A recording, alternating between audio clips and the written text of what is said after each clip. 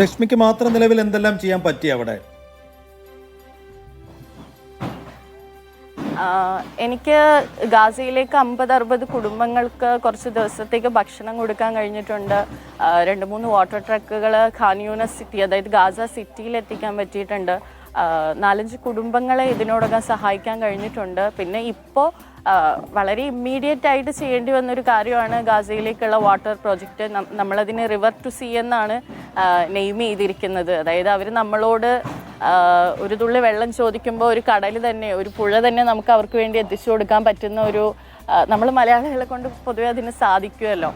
അപ്പോൾ നോർത്ത് ഗസയിൽ നിന്നും വാഡി ഗസ, അതായത് സൗത്ത് ഗാസയിലേക്ക് പലായനം ചെയ്ത കുടുംബങ്ങളാണ്. ഈ വാഡി ഗാസ എന്ന് പറയുന്നത് ഒരു കോസ്റ്റൽ വെറ്റ്ലാൻഡാണ്. ഈ യുദ്ധാനന്തരമായിട്ട് തന്നെ അവിടേക്കുള്ള സ്ട്രീമുകളെല്ലാം വളരെ സിവിയർലി പൊല്യൂട്ടഡ് ആണ്. വെള്ളം ഉണ്ടോ എന്ന് ചോദിച്ചാൽ വെള്ളമുണ്ട്, പക്ഷേ അത് അവർക്ക് ഉപയോഗിക്കാൻ കഴിയില്ല. കുടിവെള്ളത്തിനായിട്ട് ഉപയോഗിക്കാൻ പാകമായിട്ടുള്ള വെള്ളമല്ല അത്. കുറേ ദിവസങ്ങളായിട്ട് അവിടേക്ക് പലായനം ചെയ്ത കുടുംബങ്ങൾ എന്നോട് ആവശ്യപ്പെട്ടത് ഞങ്ങൾക്ക് എങ്ങനെയെങ്കിലും ഇച്ചിരി കുടിവെള്ളം എത്തിച്ചു തരാൻ കഴിയുമോ എന്നായിരുന്നു. അപ്പോൾ അതിനുവേണ്ടി പരിശ്രമിച്ചു. ഏകദേശം 3000 ലിറ്ററിൻ്റെ ഒരു വാട്ടർ ട്രക്ക് അവിടെ എത്തിക്കാൻ സാധിച്ചു. ഒന്ന് മാത്രമാണ് എത്തിക്കാൻ കഴിഞ്ഞിട്ടുള്ളത്.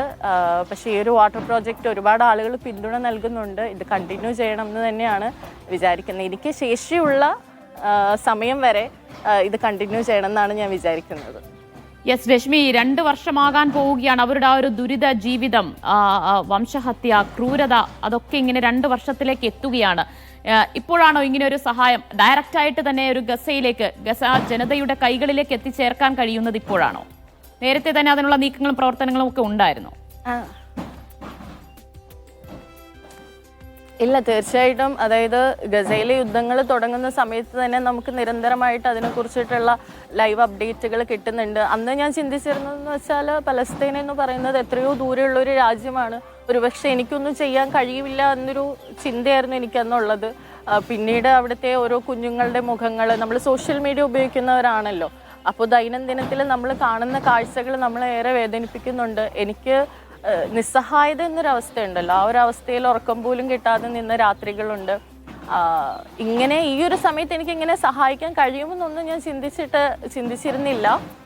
ഒരു ദിവസം എനിക്ക് പെട്ടെന്ന് തോന്നി, ഇല്ല, എനിക്കെന്തെങ്കിലും ചെയ്യാൻ പറ്റുമായിരിക്കും. കാരണം എനിക്കവിടെ സുഹൃത്തുക്കളുണ്ട്.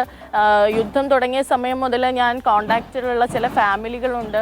പക്ഷേ ഈ പറയുന്ന പോലെ എനിക്ക് അവരെ സഹായിക്കാൻ കഴിയുന്നില്ല എന്നൊരു കാര്യം ഉള്ളതുകൊണ്ട് തന്നെ അധികം ഞാൻ അതിനെക്കുറിച്ച് ചിന്തിക്കാനായിട്ട് നിന്നിരുന്നില്ല. ഒരു സമയം വന്നു, എനിക്ക് തോന്നി, പേഴ്സണലി എനിക്ക് എന്തെങ്കിലും ചെയ്യണമെന്ന് തോന്നി. ഞാനൊരു സഹായം നൽകി. ഞാൻ ആ സ്ക്രീൻഷോട്ട് ബ്ലർ ചെയ്തിട്ടാണ് ഇൻസ്റ്റഗ്രാമിൽ പോസ്റ്റ് ചെയ്തിരുന്നത്. ഞാൻ ഇങ്ങനെയാണ് കുറിച്ചിരുന്നത്, അതായത് എനിക്ക് ചെയ്യാൻ പറ്റുന്ന ഒരു കാര്യം ഞാൻ ചെയ്തു, നിങ്ങൾക്കും ചെയ്യാൻ കഴിയുമെന്ന് വിശ്വസിക്കുന്നു എന്നുള്ള രീതിയിൽ. അപ്പോൾ ഒരുപാട് ആളുകൾ ഞങ്ങൾക്ക് ആഗ്രഹമുണ്ടെന്ന് പറഞ്ഞു. അപ്പോൾ ഞാൻ അവർക്ക് വേണ്ടി വഴി തുറന്നു കൊടുക്കുക മാത്രമാണ് ചെയ്തിട്ടുള്ളത്.